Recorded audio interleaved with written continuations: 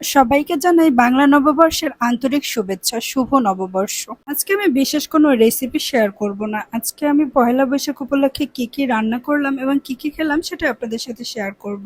অন্যান্য পয়লা বৈশাখের তুলনায় এবছরের পয়লা বৈশাখটা আমার কাছে একটু আলাদা। আগের পয়লা বৈশাখে ঘুম থেকে উঠে সেজেগুজে পান্তা ভাত খেয়ে জাস্ট ঘুরতে বেরিয়ে যেতাম। আর এখন ঘর সামলানো, রান্না বান্না, সাজগোজ সবকিছু মিলিয়ে সব একাকী করতে হয়। আমি খুব আনন্দের সাথে আজকে রান্নাটা করেছি। ইলিশ মাছ ভাজি, বেগুন ভাজি, পাট শাক ভাজি, পটল ভাজি, আলু ভর্তা এবং ডালের বড়া। আমার এই সব আয়োজনের মধ্যে আলু ভর্তা আর ডালের বড়াটা বেশি ভালো লেগেছে।